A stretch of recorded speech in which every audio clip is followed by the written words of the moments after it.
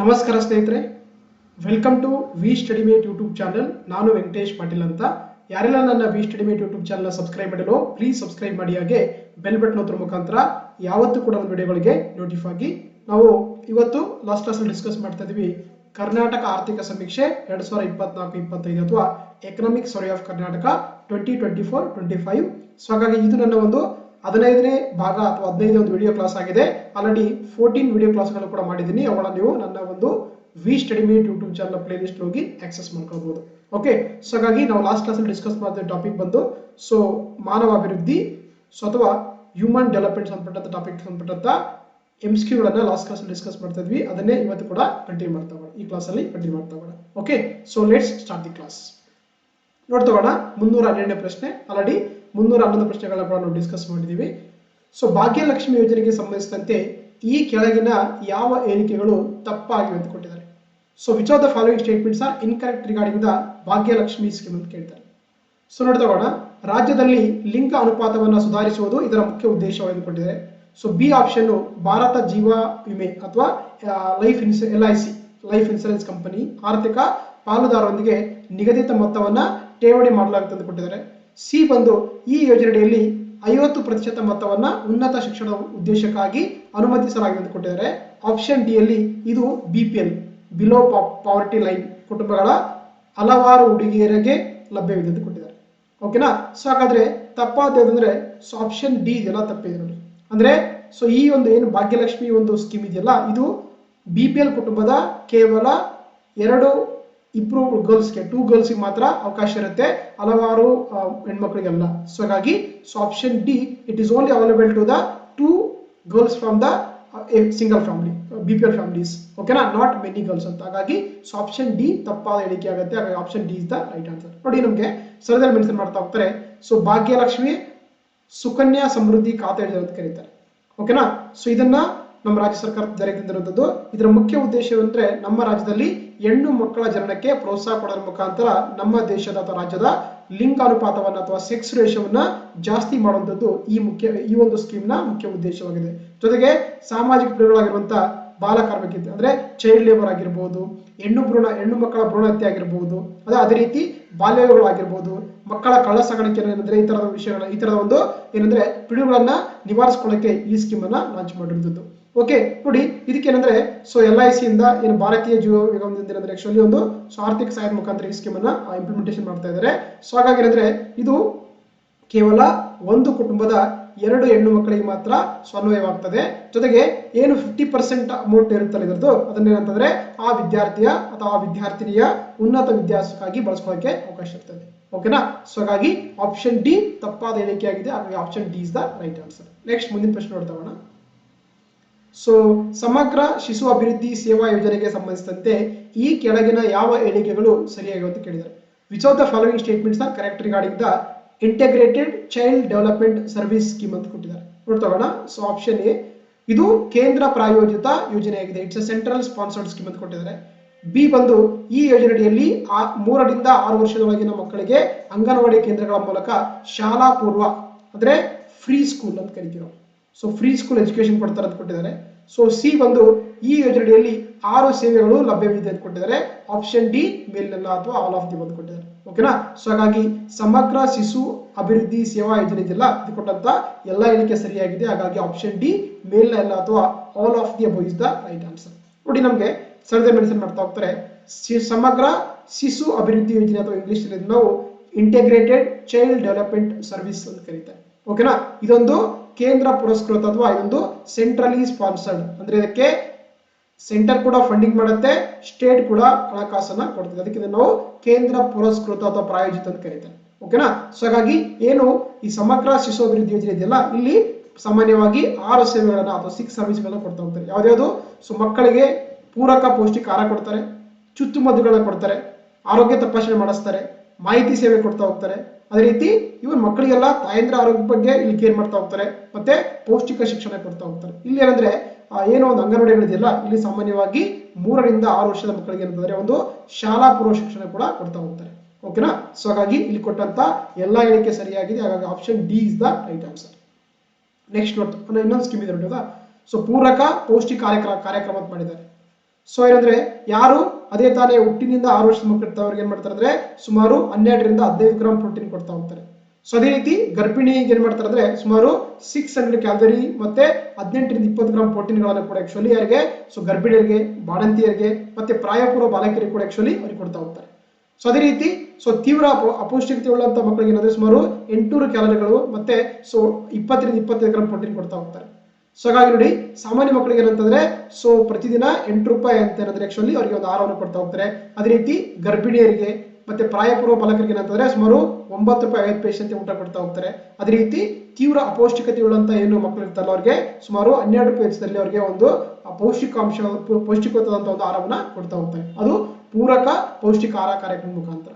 So ಇದನ್ನು ಕೂಡ again ಸಮಗ್ರ ಶಿಶು ಅಭಿವೃದ್ಧಿ ಯೋಜನೆ ಮುಖಾಂತರನೇ ಈ ಒಂದು ಆಹಾರವನ್ನ ಕೊಡ್ತಾ ಹೋಗ್ತಾರೆ. ಸೊ ಹಾಗಾಗಿ ಇಲ್ಲಿ option D is the right answer. Next ನೋಡ್ತಗೋಣ, ಈ ಕೆಳಗಿನ ಯಾವ ಹೇಳಿಕೆಗಳು ಸರಿಯಾಗಿವೆ ಅಂತ ಕೊಟ್ಟಿದ್ದಾರೆ. ಸೊ ನೋಡ್ತಗೋಣ, ಎ ಸ್ಟೇಟ್ಮೆಂಟು ಕ್ಷೀರಭಾಗ್ಯ ಯೋಜನೆಯಡಿ ಅಂಗನವಾಡಿ ಮಕ್ಕಳಿಗೆ 150 ml ಮಿಲಿಲೀಟರ್ ಹಾಲು ನೀಡಲಾಗುತ್ತೆ ಅಂತ ಕೊಟ್ಟಿದ್ದಾರೆ.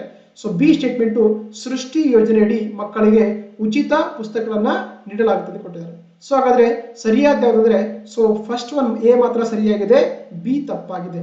ಯಾಕಂದ್ರೆ ಸೃಷ್ಟಿ ಯೋಜನೆ ಇದೆಯಲ್ಲ ಇದು ಮಕ್ಕಳಿಗೆ ಮೊಟ್ಟೆಗಳನ್ನ ಕೊಡುವಂತಹ ಒಂದು ಯೋಜನೆಯಾಗಿದೆ, ಉಚಿತ ಪುಸ್ತಕಗಳಲ್ಲ ಅಲ್ಲ. ಸೊ ಹಾಗಾಗಿ ಆಪ್ಷನ್ ಎ ಮಾತ್ರ ಸರಿಯಾದ ಉತ್ತರ ಆಗುತ್ತೆ. ಹಾಗಾಗಿ option 1 is the right answer. ನೋಡಿ ಸರದಲ್ಲಿ ಮೆನ್ಷನ್ ಮಾಡ್ತಾ ಹೋಗ್ತಾರೆ ಹೌದಾ, ಕ್ಷೀರಭಾಗ್ಯ ಯೋಜನೆ ಅಂತ ಕರೀತಾರೆ, ವೆರಿ ಇಂಪಾರ್ಟೆಂಟ್ ಸ್ಕೀಮ್ ಅಂತ ಕರಿಬಹುದು ನಮ್ಮ ರಾಜ್ಯದ್ದು. ಇದೇನಂದ್ರೆ ಇದರ ಮುಖಾಂತರ ಅಂಗನವಾಡಿ ಮಕ್ಕಳಿಗೆ, ಶಾಲಾ ಮಕ್ಕಳಿಗೆ ಏನಂತಂದ್ರೆ ಸೊ ಶಾಲೆಗಳಲ್ಲಿ ಸೊ ಒಂದು ಹಾಲನ್ನ ವಿತರಿಸುವಂತ, ಉಚಿತವಾಗಿ ಹಾಲನ್ನು ವಿತರಿಸುವಂತ ಒಂದು ಯೋಜನೆ ನಾವು ಕ್ಷೀರಭಾಗ್ಯ ಯೋಜನೆ ಅಂತ ಕರೀತಾರೆ. ಓಕೆ, ಸೊ ಹಾಗಾಗಿ ಏನು ಅಂಗನವಾಡಿ ಮಕ್ಕಳಿಗೆ ಏನ್ ಮಾಡ್ತಾರೆ ಅಂದ್ರೆ ಸೊ 5 ದಿನ ಸುಮಾರು 15 ಗ್ರಾಮ್ ಹಾಲಿನ ಪುಡಿ ಜೊತೆಗೆ 10 ಗ್ರಾಮ್ ಸಕ್ಕರೆ ಸೇರಿಸಿ ಏನ್ ಮಾಡ್ತಾರೆ ಅಂದ್ರೆ 150 ಮಿಲಿಲೀಟರ್ ಕೆನೆಬೆರೆತ ಹಾಲನ್ನ ಮಕ್ಕಳಿಗೆ ಕೊಡ್ತಾರೆ. That is called the Ksheerabhagya ಯೋಜನೆ ಅಂತ ಕರೀತಾರೆ. ಅದೇ ರೀತಿ ಇನ್ನೊಂದು ಸ್ಕೀಮ್ ಇದೆ ನೋಡಿ, ಸೃಷ್ಟಿ ಯೋಜನೆ ಅಂತ ಇದೆ ನೋಡಿ.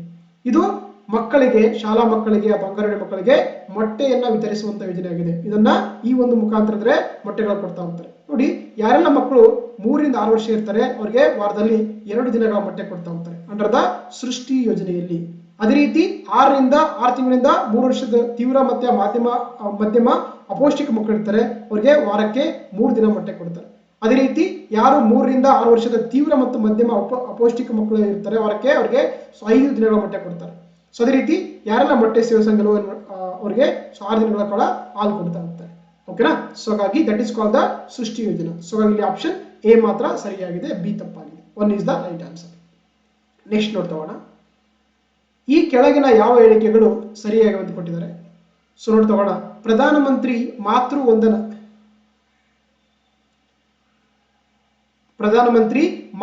ವಂದನಾ ಯೋಜನೆಯಡಿ ಗರ್ಭಿಣಿಯರಿಗೆ ಉಚಿತ ಆಹಾರ ಕಿಟ್ ನೀಡಲಾಗುತ್ತೆ ಅಂತ ಕೊಟ್ಟಿದ್ದಾರೆ. ಅದೇ ರೀತಿ ಬಿ ಸ್ಟೇಟ್ಮೆಂಟ್ ಅಲ್ಲಿ ಮಾತೃಪೂರ್ಣ ಯೋಜನೆಯಡಿ ತಾಯಂದಿರಿಗೆ ಆರ್ಥಿಕ ನೆರವು ನೀಡಲಾಗುತ್ತೆ ಅಂತ ಕೊಟ್ಟಿದ್ದಾರೆ. ಸೊ ಹಾಗಾದ್ರೆ ಯಾವುದು ಸರಿ ಅಂದ್ರೆ ಇಲ್ಲಿ ಕೊಟ್ಟಂತ 2 ಹೇಳಿಕೆ ತಪ್ಪಾಗಿದೆ. ಸೊ ಹಾಗಾಗಿ ಆಪ್ಷನ್ ಡಿ ಮೇಲಿನ ಯಾವುದು ಅಲ್ಲ ಅಥವಾ none of the above is the right answer. ನೋಡಿ ಈ ಪ್ರಧಾನಮಂತ್ರಿ ಮಾತೃ ವಂದನಾ ಯೋಜನೆ ಇದೆಯಲ್ಲ ಇದೇನಂತಂದ್ರೆ ಅವರಿಗೆ ಆರ್ಥಿಕ ನೆರವು ನೀಡುವಂತದ್ದು. ದಟ್ ಇಸ್ ಕಾಲ್ಡ್ ದ ಪ್ರಧಾನಮಂತ್ರಿ ಮಾತೃ ವಂದನಾ ಯೋಜನೆ ಆಗಿದೆ. ಅದೇ ರೀತಿ ಈ ಮಾತೃಪೂರ್ಣ ಯೋಜನೆ ಇದೆಯಲ್ಲ ಇಲ್ಲಿ ಏನ್ ಮಾಡ್ತಾರೆ ಸೊ ಗರ್ಭಿಣಿಯರಿಗೆ ಒಂದು ಉಚಿತ ಆಹಾರ ಕಿಟ್ಗಳನ್ನ ಕೊಡ್ತಾ ಹೋಗ್ತಾರೆ. ಇಲ್ಲಿ ಅಂದ್ರೆ ಸೊ ಉಲ್ಟಾ ಕೊಟ್ಟಿದ್ದಾರೆ ಸೊ ಆಪ್ಷನ್ಸ್ಗಳು, ಹಾಗಾಗಿ ತಪ್ಪಾಗಿದೆ. ಸೊ ಎರಡು ಕೂಡ ತಪ್ಪಾದ ಹೇಳಿಕೆ ಆಗಿದೆ. ಹಾಗಾಗಿ option 4 is the right answer. ನೋಡಿ ನಮಗೆ ಸರಳ ಮೆನ್ಷನ್ ಮಾಡ್ತಾ ಹೋಗ್ತಾರೆ ಹೌದಾ. ಸೊ ಒಂದು ಮಾತೃಪೂರ್ಣ ಯೋಜನೆ ಅಂತಿದೆ, ಇದೇನಂದ್ರೆ ಗರ್ಭಿಣಿ ಮಹಿಳೆಯರಿಗೆ, ಬಾಣಂತಿಯರಿಗೆ ಏನ್ ಮಾಡ್ತಾರೆ ಅಂಗನವಾಡಿ ಕೇಂದ್ರದಲ್ಲಿ ಸುಮಾರು 21 ರೂಪಾಯಿಗಳ ವೆಚ್ಚದಲ್ಲಿ ಅವರಿಗೆ ಒಂದು ಉಚಿತ ಆಹಾರವನ್ನ ನೀಡ್ತಾರೆ. ಅದು ಉಚಿತ ಪೌಷ್ಟಿಕ ಆಹಾರವನ್ನು ನೀಡ್ತಾ ಹೋಗ್ತಾರೆ. ಅದನ್ನು ನಾವು ಮಾತೃಪೂರ್ಣ ಯೋಜನೆ ಅಂತ ಕರೀತಾರೆ. ಅದೇ ರೀತಿ ಇನ್ನೊಂದು ಬಂದು ಪ್ರಧಾನಮಂತ್ರಿ ಮಾತೃ ವಂದನಾ ಯೋಜನೆ ಇದೆಯಲ್ಲ ಇದೇನಂದ್ರೆ ಇದು ಕೂಡ ಅಗೇನ್ ಗರ್ಭಿಣಿಯರಿಗೆ, ಹಾಲಣಿಸುವಂತ ತಾಯಂದಿರಿಗೆ ಸೊ ಏನ್ ಮಾಡ್ತಾರೆ ಅಂದ್ರೆ ಅವ್ರಿಗೆ ಆಕ್ಚುಲಿ ಇಲ್ಲಿ ಒಂದು ಆರ್ಥಿಕ ಸಹಾಯ ಕೊಡ್ತಾರೆ. ಎಷ್ಟು ಕೊಡ್ತಾರೆ ಅಂದ್ರೆ ನೋಡಿ ಮೊದಲ ಮಗುವಿಗೆ ಏನಂದ್ರೆ ಸುಮಾರು ಅಂದ್ರೆ ಫಸ್ಟ್ ಡೆಲಿವರಿ ಆಗುತ್ತಲ್ಲ ಅದಕ್ಕೇನಂದ್ರೆ 5,000 ರೂಪಾಯಿಗಳ ನಗದು ಪ್ರೋತ್ಸಾಹ ಕೊಡ್ತಾ ಹೋಗ್ತಾರೆ. ಓಕೆನಾ. ಸೊ ಅದೇ ರೀತಿ ಎರಡನೇ ಮಗು ಏನಾದ್ರು ಕೂಡ ಹೆಣ್ಣಾಗಿದ್ರೆ ಸೊ ಎರಡನೇ ಮಗು ಕೂಡ ಏನಂತಂದ್ರೆ ಆಕ್ಚುಲಿ 6,000 ರೂಪಾಯಿ ಕೊಡ್ತಾ ಹೋಗ್ತಾರೆ ಈ ಒಂದು ಸೊ ಪ್ರಧಾನಮಂತ್ರಿ ಮಾತೃ ವಂದನಾ ಯೋಜನೆಯಲ್ಲಿ. ಸೊ ಹಾಗಾಗಿ ಇಲ್ಲಿ ಕೊಟ್ಟಂತ 2 ಹೇಳಿಕೆ ತಪ್ಪಾಗಿದೆ. ಹಾಗಾಗಿ option 4 is the right answer. Next ನೋಡ್ತಗೋಣ, ಇನ್ನೊಂದು ನೋಡೋದಾ. ಅದೇ ರೀತಿ ಪೋಷಣ್ ಅಭಿಯಾನ ಅಂತಿದೆ. ಇದೇನಂದ್ರೆ ಯಾರೆಲ್ಲ ಮಕ್ಕಳು ಆಗಿರ್ಬೋದು, ಅಧೀನದಂತ ಬಾಲಕಿಯರು, ಗರ್ಭಿಣಿಯರು, ಆಮೇಲೆ ಲ್ಯಾಕ್ಟೇಟಿಂಗ್ ಮದರ್ಸ್ಗಳಿಗೆ ಸೊ ಅವ್ರಿಗೆ ಏನಂದ್ರೆ ಸೊ ಇಲ್ಲಿ ಅಂದ್ರೆ ಸೊ ಕಡಿಮೆ ಎಕ್ಸೆಲ್ ಅಂತಾರೆ ಆಕ್ಚುಲಿ ಇಲ್ಲಿ ಕೂಡ ಅವರಿಗೆ ಒಂದು ಪೋಷಣೆಯನ್ನು ಕೊಡುವಂಥದ್ದು ಈ ಒಂದು ಪೋಷಣ ಅಭಿಯಾನ ಆಗಿದೆ. ಓಕೆನಾ. ಸೊ ಹಾಗಾಗಿ ಆಪ್ಷನ್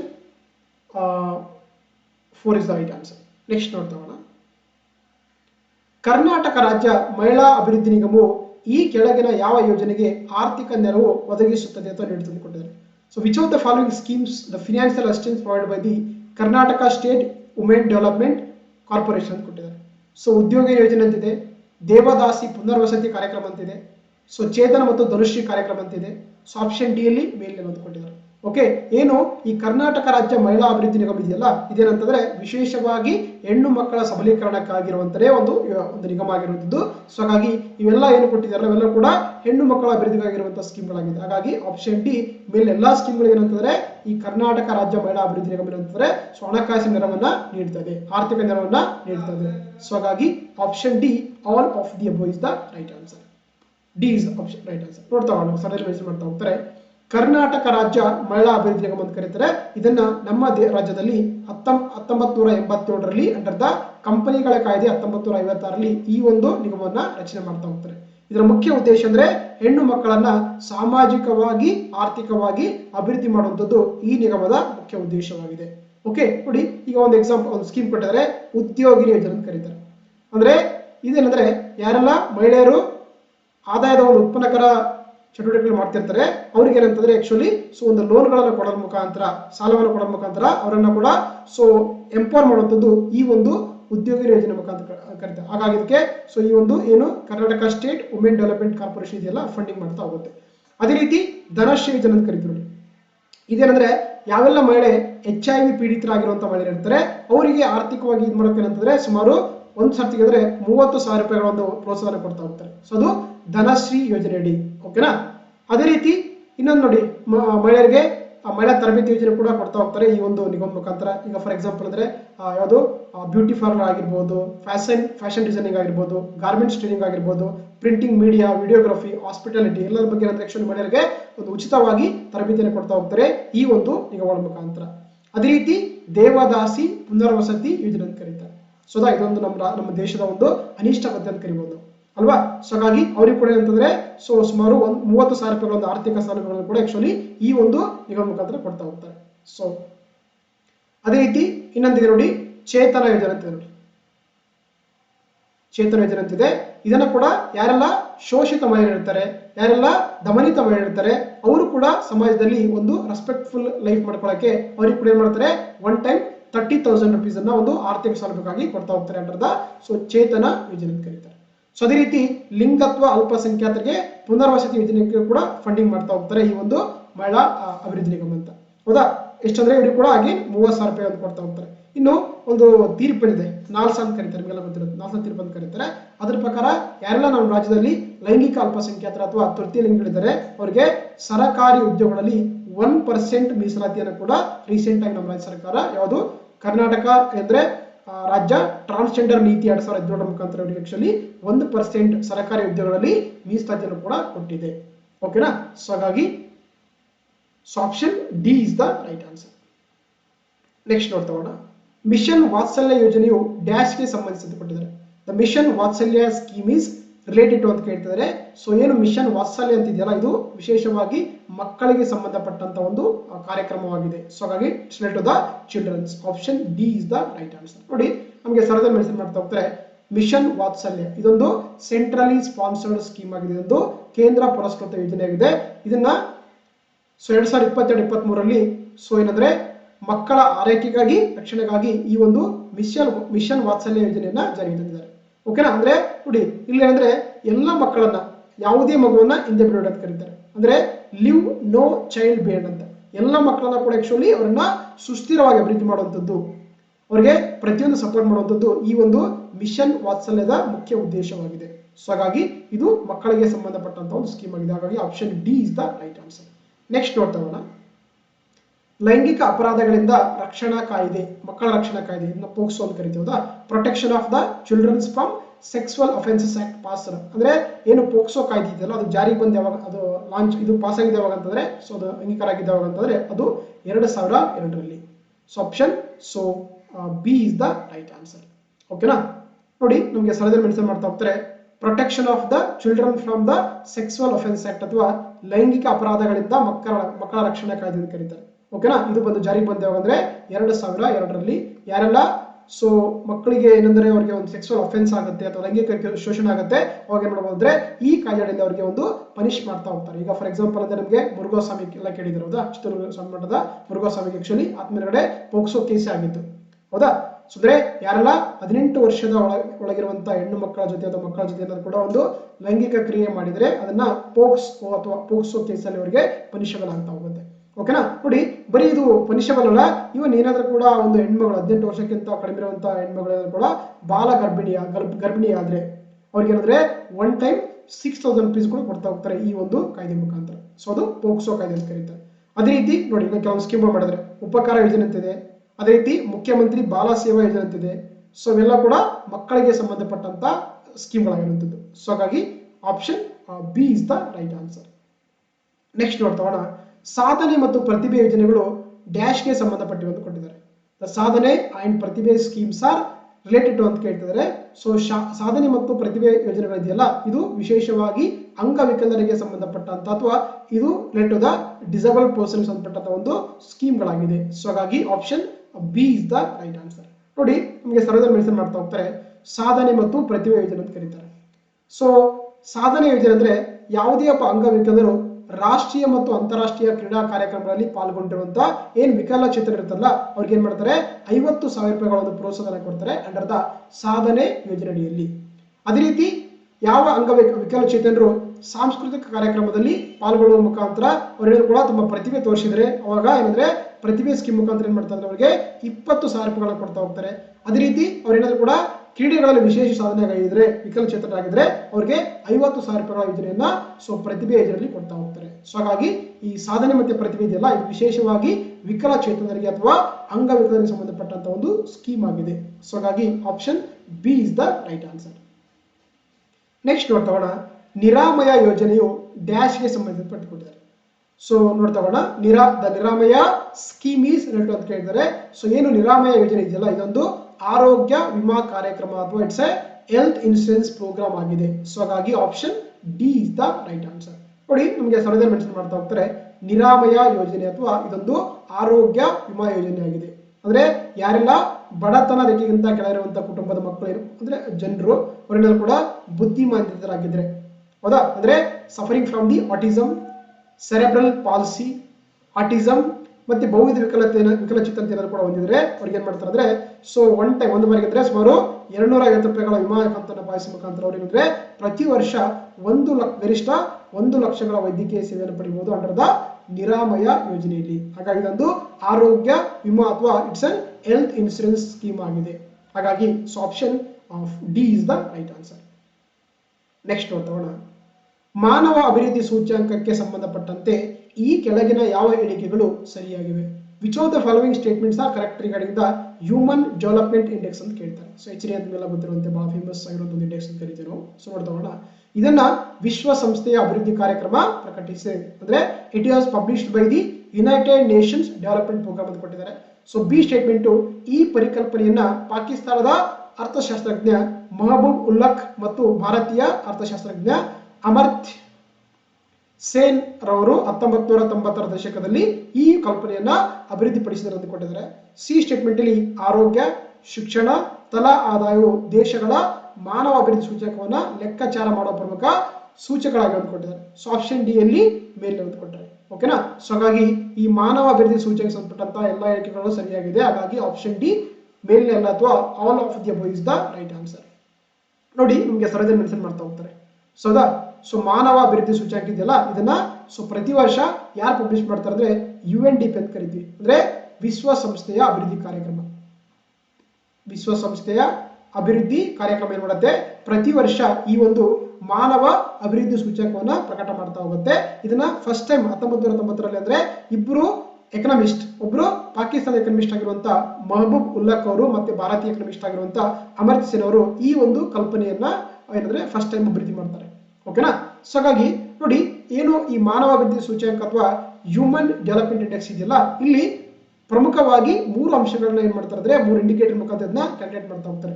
ಒಂದು ಹೆಲ್ತ್ ಆರೋಗ್ಯ ಅಂದ್ರೆ ಸುದೀರ್ಘ ಮತ್ತು ಆರೋಗ್ಯಕರ ಜೀವನ ಅಂತ ಕರೀತಾರೆ. ಅಂದ್ರೆ ಇಲ್ಲಿ ಏನ್ ಹೇಳ್ತಾರೆ ವಿಶೇಷವಾಗಿ ಸೊ ಜನನ ಸಮಯದಲ್ಲಿ ನಿರೀಕ್ಷಿತ ಆಯುಷ್ ಅಂತ ಕರೀತಾರೆ. ಅಂದ್ರೆ ಏನು ಲೈಫ್ ಎಕ್ಸ್ಪೆಕ್ಟೆನ್ಸಿ ಅಂದ್ರೆ ನಮ್ಮ ಒಂದು ದೇಶದಲ್ಲಿ ಎಷ್ಟು ವ್ಯಕ್ತಿಗಳು ಎಷ್ಟು ವರ್ಷ ಬಾಳಬಹುದು ಅನ್ನೋದೇನು ನೋಡ್ತಾರೆ ಅಂದ್ರೆ ಸೊ ಆರೋಗ್ಯದ ಬಗ್ಗೆ ನೋಡ್ತಾ ಹೋಗ್ತಾರೆ. ಎರಡನೇ ಕಾನ್ಸೆಪ್ಟ್ ಏನಂತಂದ್ರೆ ಸೊ ಎಜುಕೇಶನ್ ಅಥವಾ ನಾಲೆಜ್ ಅಂತ ಕರೀತಾರೆ. ಇದರಲ್ಲಿ ಏನ್ ನೋಡ್ತಾರೆ ಸರಾಸರಿ ಶಾಲಾ ಅಥವಾ ಶೈಕ್ಷಣಿಕ ವರ್ಷಗಳು ಮತ್ತೆ ನಿರೀಕ್ಷಿತ ಶಾಲಾ ಹಾಗೂ ಶೈಕ್ಷಣಿಕ ವರ್ಷಗಳು ನೋಡ್ತಾ ಹೋಗ್ತಾರೆ. ಇದನ್ನ ಎಜುಕೇಶನ್ ಅಂತ ಕರಿತೀವಿ. ಮೂರನೇದ್ದು ಜೀವನ ಮಟ್ಟ ಅಂತ ಕರಿತೀವಿ ನಾವು, ಅಂದ್ರೆ ಸ್ಟ್ಯಾಂಡರ್ಡ್ ಆಫ್ ಲಿವಿಂಗ್ ಅಂತ ಕರೀತಾರೆ. ಇಲ್ಲಿ ಏನಂದ್ರೆ ವಿಶೇಷವಾಗಿ ಪರ್ ಕ್ಯಾಪಿಟಲ್ ಇನ್ಕಮ್ ಅಥವಾ ರಾಷ್ಟ್ರೀಯ ತಲಾದಾಯ ನೋಡ್ತಾ ಹೋಗ್ತಾರೆ. ಸೊ ಹಾಗಾಗಿ ಈ ಮೂರು ವಿಷಯಗಳು ಅಂದ್ರೆ ಆರೋಗ್ಯ, ಎರಡನೇದ್ದು ಶಿಕ್ಷಣ, ಮೂರನೇದ್ದು ಸೊ ಒಂದು ಸುಧಾರಿತ ಜೀವನ ಮಟ್ಟ. ಇದ್ರ ಮುಖಾಂತರ ಆಕ್ಚುಲಿ ಈ ಮೂರು ಅಂಶಗಳನ್ನ ಇಟ್ಕೊಂಡು ಏನ್ ಮಾಡ್ತಾರೆ ಅಂದ್ರೆ ಈ ಮಾನವ ಅಭಿವೃದ್ಧಿ ಸೂಚ್ಯಂಕವನ್ನ ಕ್ಯಾಲ್ಕುಲೇಟ್ ಮಾಡ್ತಾ ಹೋಗ್ತಾರೆ. ಓಕೆನಾ? ಸೊ ನೋಡ್ತಾ ಹೋಗೋಣ. ಸೊ 2023-24ರಲ್ಲಿ ಏನು ಒಂದು ಈ ಮಾನವ ಅಭಿವೃದ್ಧಿ ಸೂಚ್ಯಂಕ ಇತ್ತಲ್ಲ ಅದರ ಒಂದು ಟೈಟಲ್ ಏನಂತಂದ್ರೆ breaking the gridlock reimagining the cooperation in a polarised world ಅನ್ನೋದು ಒಂದು ಥೀಮ್ ಮುಖಾಂತರ ಆಕ್ಚುಲಿ 2023-24 ರಿಪೋರ್ಟ್ ಮಾಡ್ತಾ ಹೋಗ್ತಾರೆ. ಅದರಲ್ಲಿ ನೋಡಿ 193 ದೇಶಗಳಲ್ಲಿ ಭಾರತ ಏನಂತಂದ್ರೆ ಎಷ್ಟನೇ ಸ್ಥಾನ 134ನೇ ಸ್ಥಾನ ಪಡ್ಕೊಂಡಿದೆ. ಗೊತ್ತಿರಬೇಕಾಗುತ್ತೆ ಏನ್ ಮಾಡಿದೆ.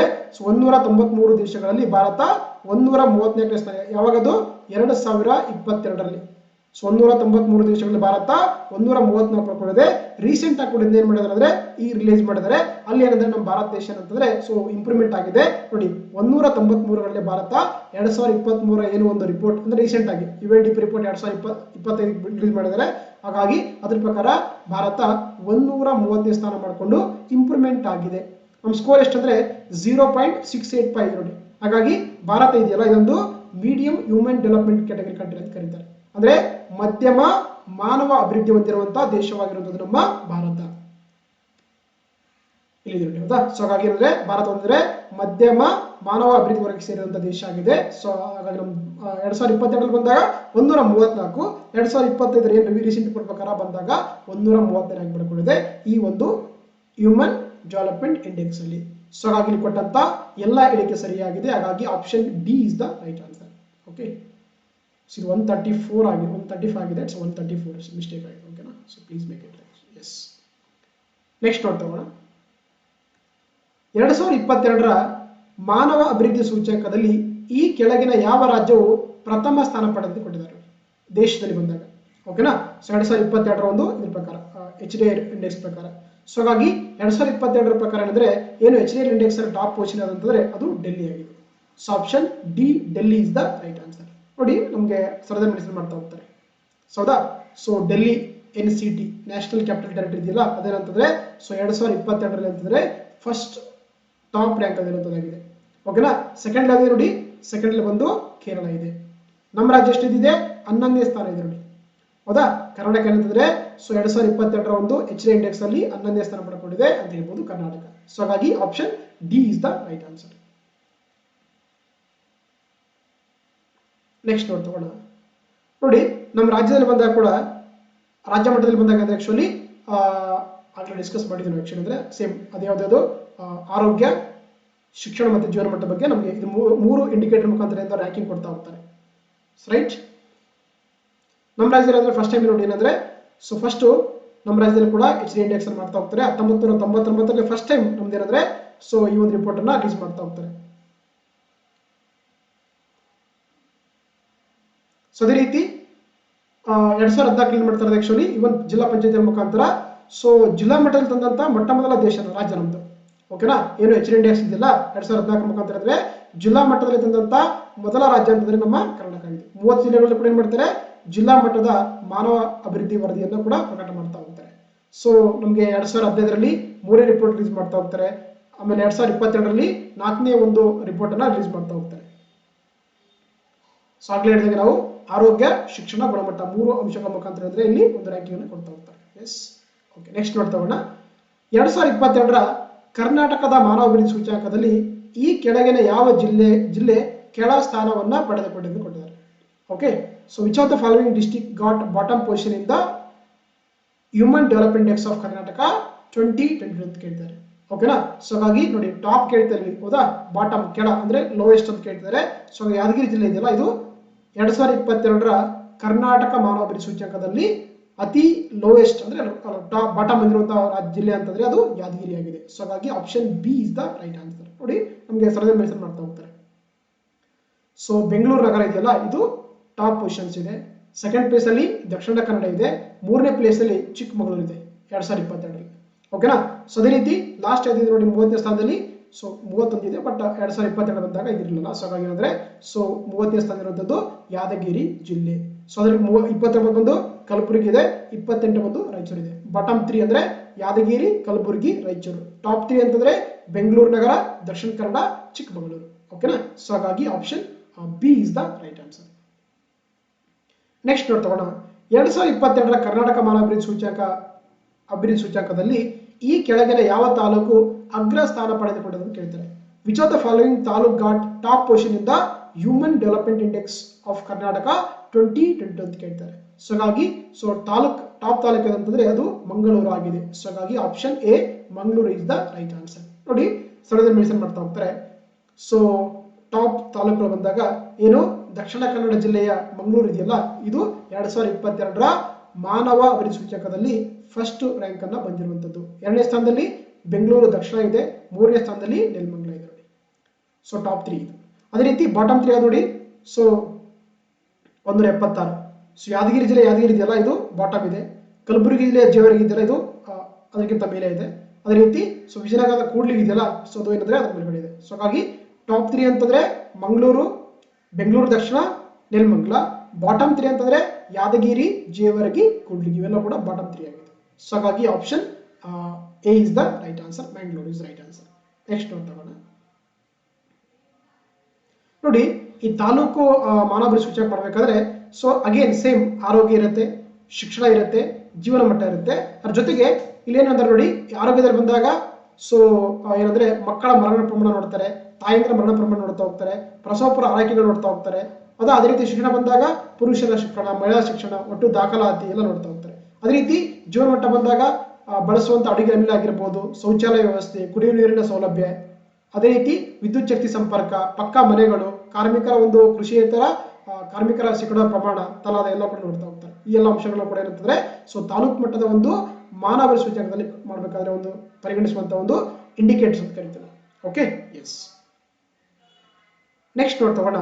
ಕಾರ್ಮಿಕ ಆಧಾರಿತ ಉದ್ಯೋಗಕ್ಕೆ ಸಂಬಂಧಪಟ್ಟಂತೆ ಈ ಕೆಳಗಿನ ಯಾವ ಹೇಳಿಕೆಗಳು ಸರಿಯಾಗಿ ಅಂತ ಕೊಟ್ಟಿದ್ದಾರೆ. ನೋಡ್ತೋಣ. ಎ, ಖಾಸಗಿ ವಲಯದಲ್ಲಿ ಮಹಿಳಾ ಕಾರ್ಮಿಕರಿಗಿಂತ ಪುರುಷ ಕಾರ್ಮಿಕರೇ ಹೆಚ್ಚು ಅಂತ ಕೊಟ್ಟಿದ್ದಾರೆ.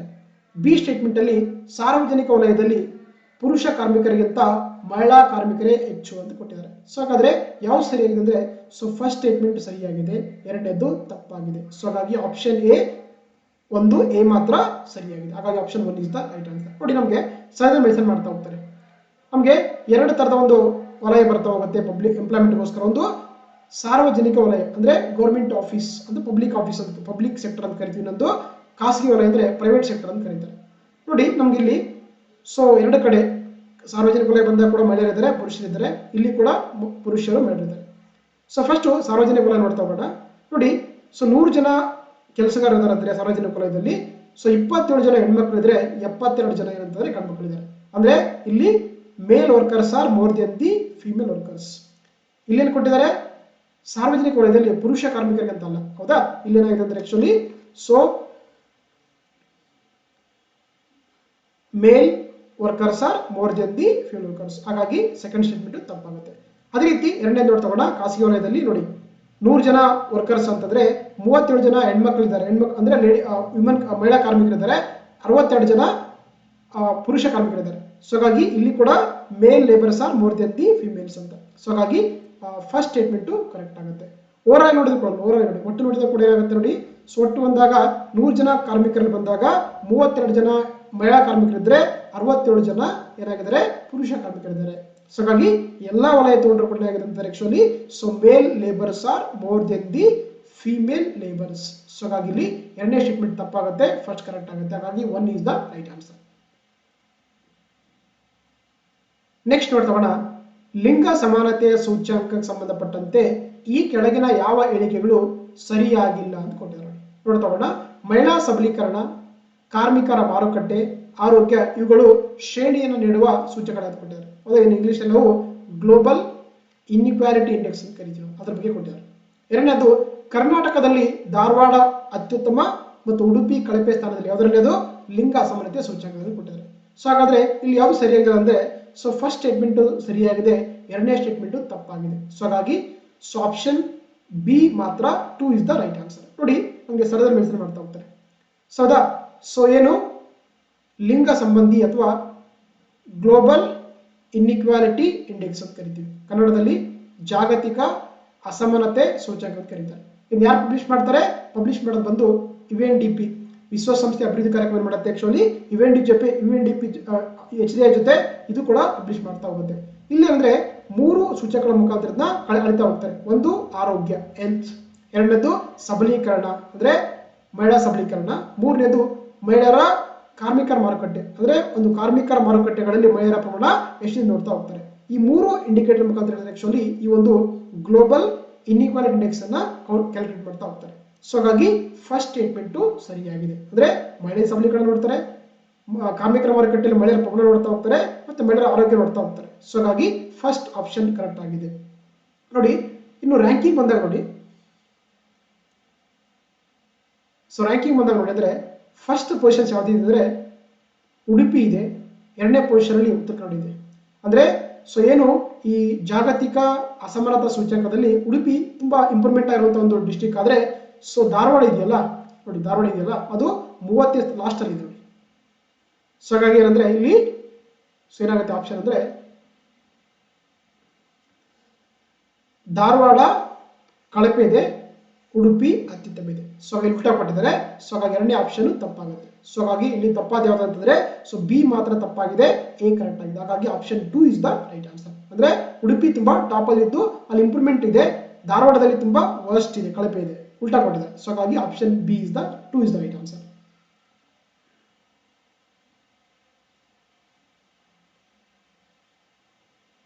ಓಕೆ, ಇದಿಷ್ಟು ಆಗಿತ್ತು ಈ ಒಂದು ಕ್ಲಾಸ್. ನಿಮಗೆ ಇಷ್ಟವಾಗಿದ್ರೆ ದಯವಿಟ್ಟು ನನ್ನ ಚಾನಲ್ನ ಸಬ್ಸ್ಕ್ರೈಬ್ ಮಾಡಿ, ನಿಮ್ಮ ಫ್ರೆಂಡ್ಸ್ಗೆ ಶೇರ್ ಮಾಡಿ, ಏನೇ ಡೌಟ್ಸ್ ಇದ್ರೂ ಕೂಡ ಕಾಮೆಂಟ್ ಬಾಕ್ಸಲ್ಲಿ ಕಮೆಂಟ್ ಮಾಡಿ. ಸೊ ಈ ಒಂದು PDF ಈ ವಿಡಿಯೋ ಕ್ಲಾಸ್ PDF ಬೇಕಾದ್ರೆ so please contact the given number. Thank you.